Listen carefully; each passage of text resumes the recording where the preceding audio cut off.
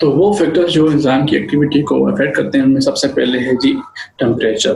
ठीक है, temperature basically सबसे ज़्यादा इम्पोर्टेंट फैक्टर है जो कि एंजाइम की एक्शन को जो है वो अफेक्ट करता है। और अगर देखें कि एंजाइम जो है वो अपने ऑप्टिमम टेम्परेचर के ऊपर जो है वो बहुत ज़्यादा अच्छे तरीके से फंक्शन परफॉर्म करते हैं। देखिए, या आप ये कह सकते हैं कि वो टेम्परेचर जहाँ पे एक एंजाइम अपना मैक्सिमम फंक्शन जो है वो परफॉर्म करता है उसे क्या कहते हैं, ऑप्टिमम टेम्परेचर कहते हैं। ठीक है, मिसाल के तौर पर देखिए यहाँ से आप टेम्परेचर को इंक्रीज करना शुरू कर दें, ठीक है, इंक्रीज करना शुरू कर दें तो उसकी फंक्शन जो है, एक्टिविटी जो है वो फास्ट होना शुरू कर देगी, ज्यादा होना शुरू कर देगी। लेकिन एक पॉइंट तक, ठीक है, एक लिमिट तक उसकी जो फंक्शन है वो इंक्रीज होना शुरू कर देगी और जहां पे वो मैक्सिमम फंक्शन परफॉर्म करेगा उसको क्या कहेंगे, ऑप्टिमम टेम्परेचर कहेंगे। ठीक है, क्या कहेंगे, ऑप्टिमम टेम्परेचर कहेंगे। अब जो एंजाइम्स जो है मौजूद हैं मैमल्स के अंदर वो ऑल अबाउट 40 डिग्री सेंटीग्रेड के ऊपर जो है वो अच्छे तरीके से फंक्शन परफॉर्म करते हैं।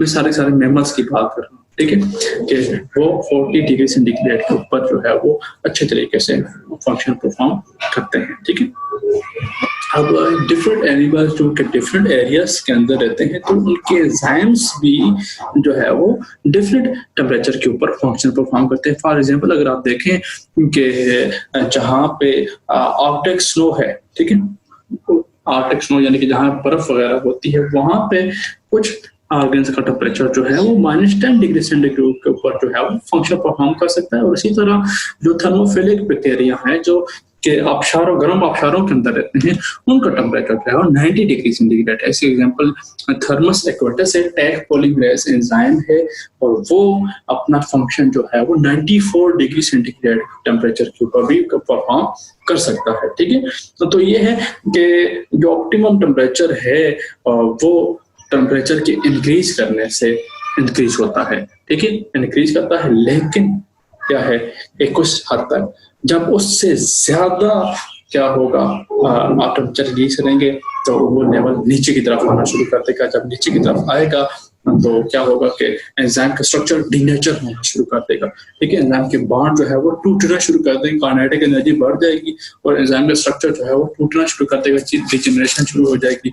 और बदले में क्या है कि एंजाइम अपना फंक्शन तो क्या वो खुद को स्टेबल रखना नहीं कर सकेंगे। तो क्या होगा कि एंजाइम का फंक्शन जो है वो नीचे की तरफ आना शुरू कर देगा। ठीक है, नंबर 2 है पीएच। पीएच क्या है कि यानी कि लेवल ऑफ हाइड्रोक्स H positive ion and OH negative ions के किसी भी मीडियम के अंदर होते हैं। एसिडिक और बेसिक मीडियम आपको पता ही है। तो हर एंजाइम की स्पेसिफिक पीएच होती है और वो पीएच जहाँ पे एक एंजाइम मैक्सिमम फंक्शन परफॉर्म करता है उसे क्या कहते हैं, ऑप्टिमम पीएच कहते हैं। बहुत काफी सारे एंजाइम के लिए मोस्ट ऑफ एंजाइम जो है वो 7 to 8 पीएच के ऊपर जो है वो अपना फंक्शन परफॉर्म करते हैं।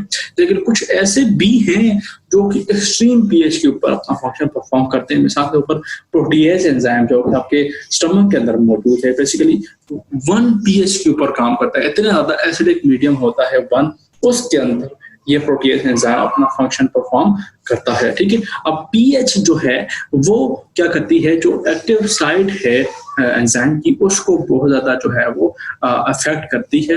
ठीक है, जो उसके ऊपर चार्जेस मौजूद हैं अमीनो एसिड में, ठीक है, एक्टिव साइट की, तो वहां पे उसको बहुत ज्यादा अफेक्ट करती है। तो अगर आप पीएच को ज्यादा चेंज करेंगे तो वो आयनाइजेशन कर देगी एक्टिव साइट के अंदर और क्या होगा कि एक्टिव साइट जो है वो चेंज होना शुरू कर देगी। तो आप ज्यादा चेंज करेंगे तो फिर ये होगा कि उसकी एक्टिव साइट नेचर होना शुरू कर देगी और एंजाइम का फंक्शन परफॉर्म करना छोड़ देंगे। तो जाहिर सी बात है ऑप्टिमम पीएच के बाद इंसान का जो फंक्शन है वो लो होना शुरू कर देगा। ठीक है, नेक्स्ट है एंजाइम कंसंट्रेशन।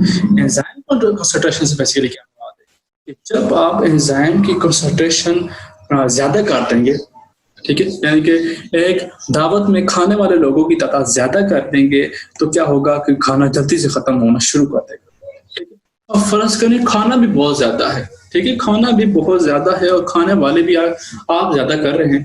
ठीक है, तो ऐसा है कि आप जो है फॉर एग्जांपल एक घर में 10 देगे पकी हुई हों और खाने वाले जो है 2 बंदे हों, ठीक है। तो 2 से आप 4 करते हैं तो खाने की स्पीड थोड़ी तेज हो जाएगी, ठीक है, खाने की स्पीड जो तेज हो जाएगी।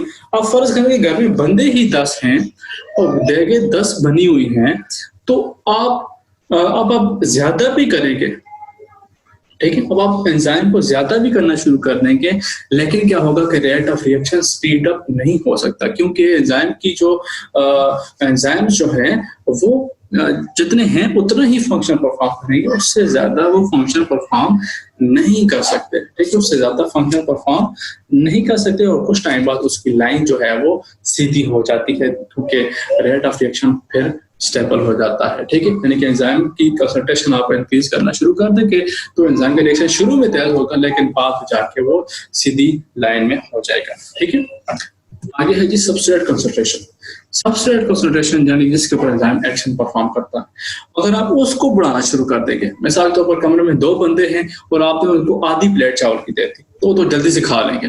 अब आपने एक पूरा जो है मजमा उनके सामने रख दिया तो वो उसको थोड़ा अच्छे से, ये है कि फिर भी उन्होंने अच्छे से खाई है, लेकिन जब आप उनके सामने देग रख देंगे तो वो पूरी देग नहीं खाएंगे।